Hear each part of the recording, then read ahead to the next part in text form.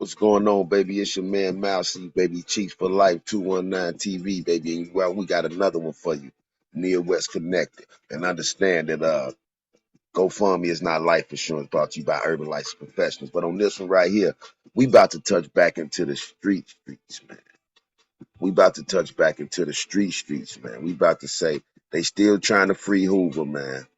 It's an organization called Change Saves. Change Saves, man. They still trying to free Hoover. So they gotta, as you know, shout to your boy Jay Prince because he's still speaking up on the man.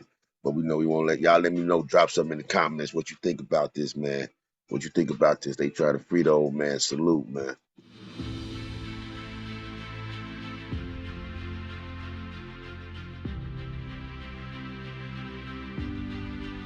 Been locked since the 70s, bro. This man been down since the 70s, late 70s, bro. You actually got to tell, got to show whether you're changed or not. My actions just point show that I'm trying to make a change. All we had to do is put our program together, follow our program. That's my main focus right there. And start these kids to hurt each other out Still in there talking about programs. Building. Well, I've been working over the past 2 years to try to redirect the energies. Now see right here. Now this the era I'm from. Just now, I'm gonna touch on some of the Midwest gangster politics and the power of the Midwest gangster politics. Growing up in 219 Gangsta Island, Gary, Indiana, right next door to the shop, 15 minutes away. You feel what I'm saying? So it's like they politics was a heavy influence where we grew up at. You know what I'm saying? So it's like we was a little closer knit, so we still had that certain gangsterism to us. That was just our own little thing. But anyway, this the era we came up in, the era where the gangs was having meetings. You know what I'm saying? Late 80s, 90s era. This one, it was the movement was popping, and if you look at the back of that jacket, it say United. See, when Hoover was locked up back then, he was already pushing Century 21, Century 21 vote, you know what I'm saying? So he was still pushing, he was pushing for brothers to start getting into to politics. Brothers to still, for the folks to start going to the polls, you know what I'm saying? So the government was really seeing back then that Hoover had the influence to change votes and change the politics. They like, oh no, he not getting out. This is a big part of why they didn't want to let him out. But when he started talking that political, starting to tell the folks to go to the polls, that's when him and Jay Prince connected, just to give you a timeline of their relationship. You feel what I'm saying? But this is the era right here, man. We're going to touch on that too. But this the era right here. You see the back of that jacket, he got the 6-point star, the 5-point star, the top hat. The 6-point stars for the GDs, the BDs, everything under that gangster side, the 6 side. And the 5-point star and the top hat, that's all on that other side. You know what I'm saying? So it's like you got the folk on hustle, but he was promoting unity amongst all gangs even back then. He was on a movement. He was trying to get the streets to change the political scheme, bro. Of my immediate organization, I was one of the principal components and forging the United Peace Organization. Designed. Now you see right here, right? Now if you look right here, that BG and that GD, you know what I'm saying, and that G up there, that's what the Midwest was ran off of, bro. The Midwest, Gary, Chicago, you know what I'm saying? There ain't no Crip and Blood situations running nothing. They ain't solid. You might have a few guys in and out of town that came there, set up shop, might have had them things for them prices. But for the most part, bro, the 5 and the 6 run the Midwest. You feel what I'm saying? Latin King situation, they under the 5 situation. GDs, BDs, you know what I'm saying? Spanish gangster, the SGs, they all under the 6, that's what running. 4, 5, and 6, that's what run the Midwest. You know what I'm saying? The folk on hustle, they got their situation. You know what I'm saying? But the Black Stones and all of that, they all Vice Lords, the Travelers, the Universals, the Insanes, the Conservative, all of that.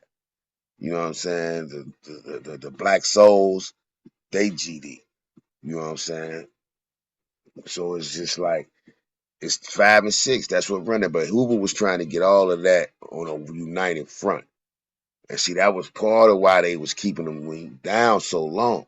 Because everybody, you know the history, you know about Gator, you know what I'm saying? Gator Brady was one of Hoover's people, that's when they was having the meetings, but they was recording Hoover's meetings and da-da-da-da, to get him on. That's why because he was already locked up for the murder. And I think that was his first one. that he did that. So it wasn't like he had multiple murders. He was in and out for petty stuff, but that was his first real. They slammed him. You know what I'm saying? So when they saw he was probably gonna get out for the murder, they started learning of the movement. 30, 40,000 strong on one side of town, and spreading throughout the country. This was spreading just as much as Crips and Blood spread. That GD movement spread more than anything. You know what I mean? The BD movement got its strongs too, but the GD movement spread more than anything. You feel what I'm saying? But that GD, that's basically just to let you know when you're in the Midwest, it's really about that 5 and 6, whichever way it's going. That's what rule of politics. You know what I'm saying? So him and Boxdale, see, he had the BG. Boxdale had the BDs. They got them together and they had the gang thing. The BGDN is what it used to be. Late 80s, early 90s, it was BGD and it was all one nation. Something happened. Late 80s, early 90s, boom. Split came back. BDs went back under the Boxdale rule. GDs went back under Hoover, and that was it. But when they holler your name, Hoover, they out there throwing, that's a powerful man. You know what I'm saying? So it was like, so he started changing. Now, all this time he was in jail, he was trying to get them together. So it's kind of two things. Government really didn't want him out. And at the same time, they know the influence he got. But do he need to be out? Yeah. You know what I mean? Hoover's been locked up, so a lot of people ain't never seen this man on the streets. So you know how many people gonna gravitate to that man when he get out? Because what he stand for? And that's what we talking about, what they people stand for. See, he stand for something. You know what I mean? You got a lot of rappers, entertainers, celebrities, Zach Randolph, he folks, you know what I'm saying? So they didn't grow up before they became famous. If they grew up in these areas, one or two of them areas was dominant and they claimed one. So it's a certain love you claiming something, so that's a part of your fabric. So this man that come out, he represent the fabric that you claiming. You don't think he gonna have no influence on people? You don't think he gonna have no people just gonna want to get around and sit down and soak up knowledge, soak up game? He denounced all of that. He ain't with nothing. Do he not deserve that? For those just tripping talking about he ain't GD no more. Hell no, he ain't GD not at 70 something. I'm done with y'all too. Y'all out here doing hot shit. I'm cool with that. He said he don't want no smoke. Just let him get out. And he trying to do something positive. But that's a little history of the Midwest gangster politics. But we'll touch back in on that. But And to stop kids from killing each other. I consider Larry Hoover a living legend because the legendary things he done. I witnessed the character traits he had, which helped him organize people to transform their communities for the better. Now you see right there, Jay Prince say he recognized the traits and leadership traits that he had. Now give you a little timeline of Jay Prince before it was mob ties. This was late 80s, early 90s when Ghetto Boys were first coming out. See, the Midwest was different from the East Coast. So we respected gangster music. The gangster rap, that's what they got to play at. You know what I'm saying? NWA, Ice Cube, you feel what I'm saying? That's what we was listening to. Forget the police. You feel what I'm saying? We was on that. Everybody was this. That was what we was listening to. So when the Ghetto Boys came, they more related to where we was at in the Midwest, GI, Chicago. You know what I'm saying? The Ghetto Boys, what they was talking about, how they was talking about doing it, even though they was from Texas, from the South, the way they was talking about doing it, a lot of us can relate to that. It was a hood in the Gary back on Fifth. They used to call it Fifth Ward. They still do, So we took from that. You feel what I'm saying? But when Jay Prince, see the GDs threw a concert back in the day, they threw a concert when they was trying to help with the voting and stuff. They threw a concert and they brought the Ghetto Boys in to perform. You know what I mean? And when they brought them in to perform, Jay Prince is like kind of taking notoriety, like, man, dude running a fine oil machine. The money right, security right, we treated like kings. Daze Blah, all on the name of this man. Hoover was locked up at that time. You feel what I'm saying? But he went so through that, he connected with Hoover, man. They was da-da-da-da. He respected the movement, and he took that. Hence, now, which now he grew the mindset of mob ties. He was doing what he was doing. Jay Prince was already respected, already getting money.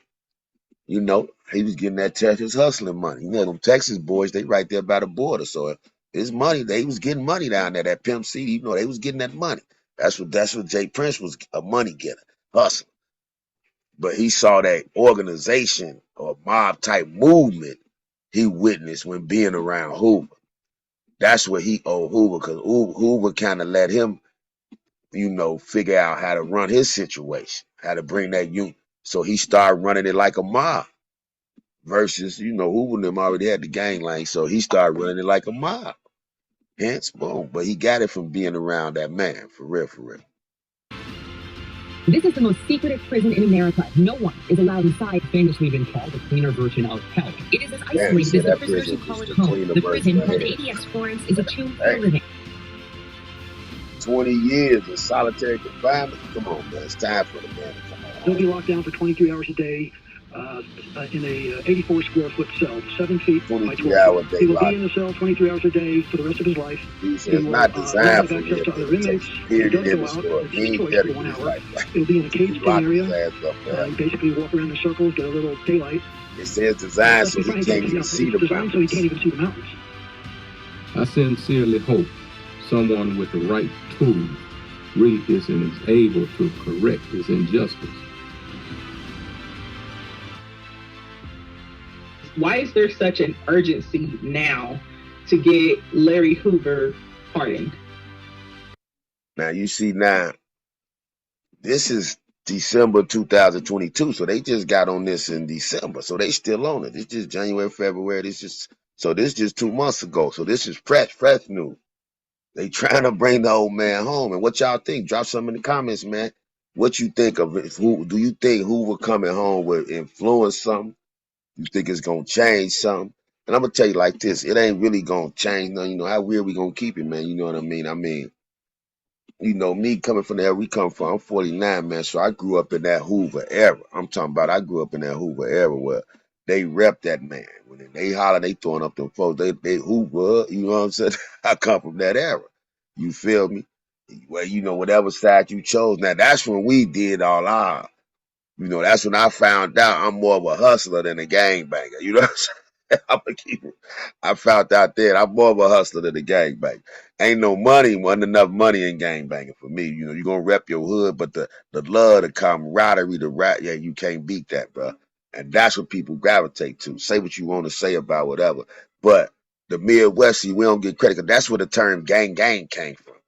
Because what happened was Hoover was seeking unity because he started seeing the snake and the treachery. So gang was, dudes in the Midwest, which it came from Chicago. It's a term when they start saying gang. That was, you got the whole gang. You had it, but the gang, that's just me and you. That's just us three out the gang. It's us three against the world. So that's where the gang come from. We ain't the same gang, man. We gang. Remember that, that's what that is. It's a Midwest term, but gang means clique. And it's within the gang. You feel what I'm saying? So before the gang era, it was the gang era. Everybody was a gang. Everybody was, you either folks, you was five, you know what I'm saying? It was Vice Lord, you was folks. If you was Puerto Rican, you was a Latin King, you was a Spanish gangster, you know what I'm saying? They had the MCs, you was me coming, so it's, you was one of those, but you was under one of them umbrellas, man. So letting this man out, would it change the world? No. Would it stop the killing and the drilling? Probably not, because that's already in motion. But would it bring more brothers to stand together? Would it give, the other brothers like JoJo Capone, them that's been pushing that movement for the longest? Salute to that man, he connected. He knows. Come on, JoJo. Let's get Midwest connected. Respect your movement. He and the shot, he been with him as global gangster. I know I was on the JoJo Capone when I lived in Jersey, bro. You know what I'm saying? Because he was repping that thing. You know what I'm saying? So it's going to, let guys know he ain't talking about a myth. What he talking about is real. It validates everything that a lot of what people stand for. And the growth and development was when it went from BGDN, Black Gangster Disciple Nation, to GD. But when he went to growth and development, when he was locked up, that was to show us that growth from the streets to, from a hustler to a businessman, from a gangster to a gentleman. You feel what I'm saying? From the streets to the boardroom, all of that. It was growth. And a man spiritually, man, that's what it was about, growth and development, 360, you know what I'm saying? So it was like, it was a rotation of life, man, and he started promoting that and tapping into that. So why not let him out? His voice, because right now it's all about, man, let Hoover get out and get a YouTube page. Man, he'll be getting the bag, just spitting knowledge, you know what I'm saying? Just spitting knowledge. Everybody asks, why Larry Hoover? Why not Larry Hoover? To do. Let us raise those questions. Let us have those conversations. Let us reveal those documents. Let us embarrass those few people. And then now you come in and help us, because now you can spread the word. Because ultimately, I'll tell you right now, if we were to end this Zoom in 5 minutes, there was someone right now who could let Mr. Hoover walk 10 Right minutes. now, somebody. As Larry starts progressing, as you get older, you get wiser. Larry is an old fella, 70-some years old. He's not a danger to society like they this. gave him 6 life Allegedly, sentences. did drugs behind the wall. He's making $100 million a year behind the wall. That's a lot of money, $100, $200 million a year. You know, that's what they pay trying to these say press Hoover people made to while he put was that locked stuff up, on so 100 million people can behind the believe wall. I call it an injustice because it was entrapment, and they had no legal standpoint to record our conversation. See, they was recording him and Jay Prince conversation. Well, anybody that was visiting Hoover, they was recording their conversation. It's like they trying their best not to let him out. Like, we don't need this dude because he, once again, he got an influence that could turn political. I'm gonna be real with y'all. You know, just keeping it real. This is why people should push for Hoover to get out. They should push for Hoover to get out. You know what I mean? He been, you know what I mean? And even though he's been behind the wall, the man has always been a visionary. The movement that he had to take off on his own. You can't charge Hoover because what the folks in Kansas City or down south in Mississippi did. You can't make him stand for that. You feel what I'm saying? Just like the president don't get charged if a U.S. citizen commit a crime. That's on the citizen. That's the way the law's set up. You know, the governor of that state don't go to jail because you shoot somebody. You go to jail. So, you know, let that man play by them same rules. Don't hold him to, why y'all holding him to a different standard? You feel, that's all I'm saying when you talk to the government. You know, they hold him to a standard to where, but it's the same rules. He ain't responsible for what every GD do. He ain't responsible for what you do off the cuff. He ain't responsible for that. He ain't responsible for you going rogue and starting your own little clique, gang, and he ain't responsible for that. But what he is responsible for, what it's grown into, that's what you should get a man credit for. Where he was going with what he created is what you should get a man credit for. You feel what I'm saying? And that's what y'all need to let him out on them merits and them merits alone. They violated our rights and invaded our privacy. They've been monitoring every one of his conversations in an effort to bring more charges against him. Larry was convicted again and sentenced to 6 life terms in federal prison, on top of the 200 years. And after they, man, just to go back to that, I remember that era. I remember the era when they was having meetings. My man Faust and them, shout to my man Fashion. They had A Straight Papa. They had the meetings. They was running it like it supposed to be ran. You know what I'm saying? You know what I'm saying? My man Lee Baby, you know what I'm saying? Shout to my guys, you know. But the whole thing was like this, man. Shout to my man Frank, y'all, A Straight Gangsters. But anyway, but yo, he was running the ship like it supposed to have been ran, but they was recording everybody that was going to visit him while he was in Illinois. After they gathered all them recordings, that's when they hit him with the 6 life sentences. They know damn well ain't nobody gonna do no 6 life sentences. That's their way of saying we don't want you ever coming home. 6 life sentences, even when you appeal them, you gotta appeal this one, you gotta appeal that one, you gotta appeal. You know what I'm saying? They stacking the layer. So by the time they do clear the carpet with that, they want to make sure when he get out, but you can't influence, you can't lock your mind up. As long as his mind and his mouthpiece working, conversation rule the nation, baby. If he get out, it's gonna twerk. He was already serving. But they don't want him to do that so they can get a lot of more people get killed, shot, and all these gang violence because they know what he brings to the table. I know what they're doing. I see the mistakes. I've made some mistakes. I'm in a position to maybe correct them before they make the same mistakes I made. Now, Larry also has the leadership to go out there and tell all these individuals, hey, stop the gun violence, let's put our weapons down. And as he did the gang disciples, he could run the same thing when he first get out. It's telling the kids that if you get involved in what's going on in your planet, that you can make a difference. I want people to understand that the Larry Hoover speaking out today is a different person than the Larry Hoover accused in those past state and federal indictments. Now see right here, he wrote the letter to him, you know what I'm saying? And when he wrote the letter to him, Hold on, I want to go right here so y'all can peep it. Now, when he wrote the letter to him, right? He wrote the letter, boom.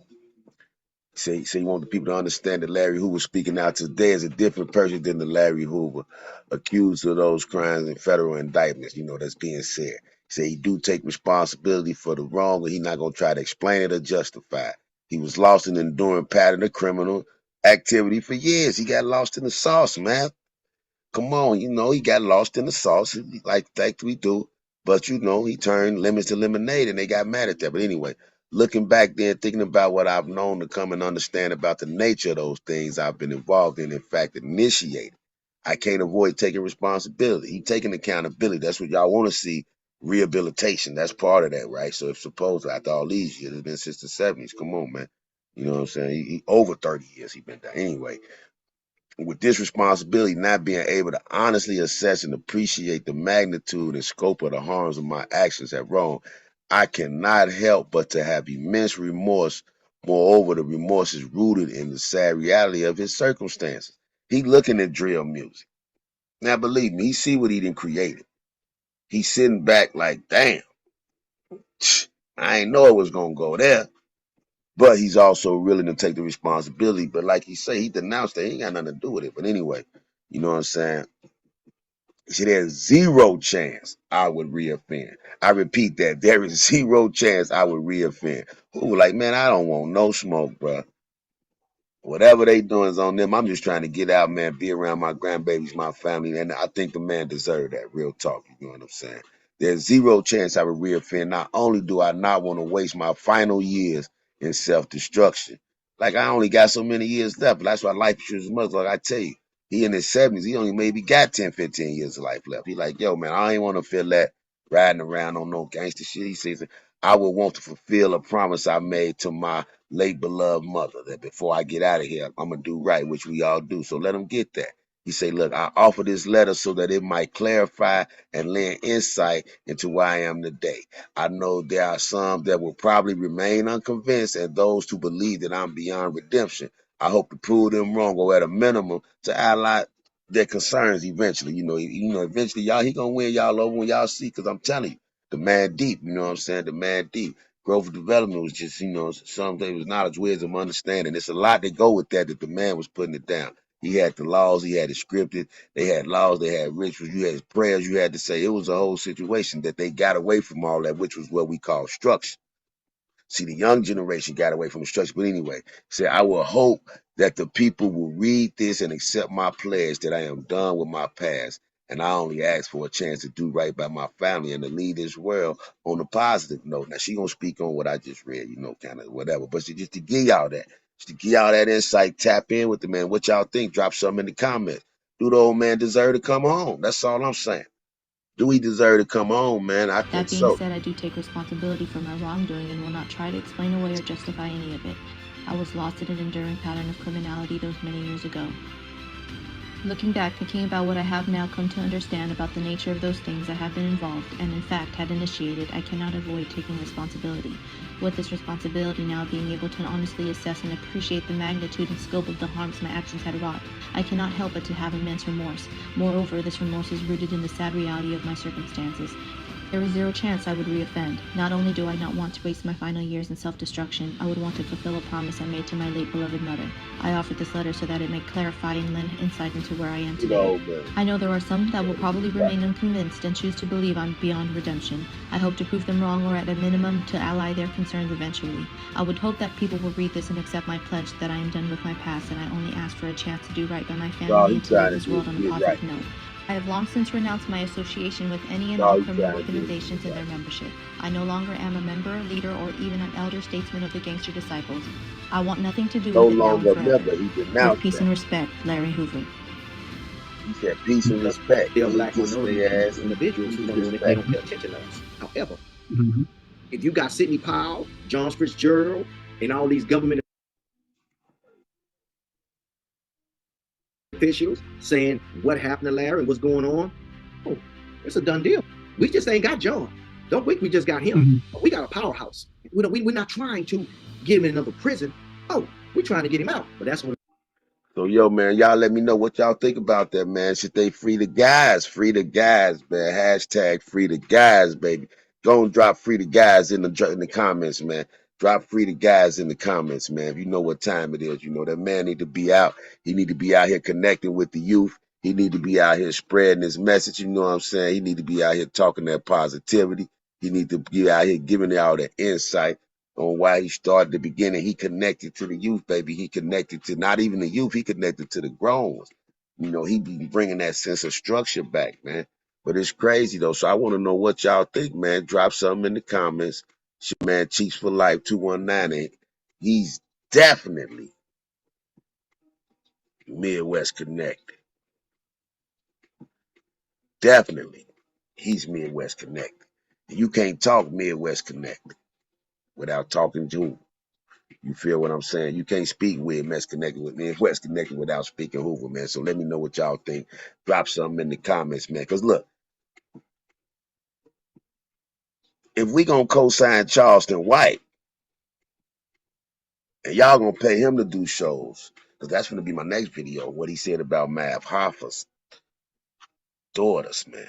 The man that went too far. So if we're gonna co-sign Charleston White, free Larry Hoover, man. Come on. Get up out of here, man. Free the guys, man. Free the guys.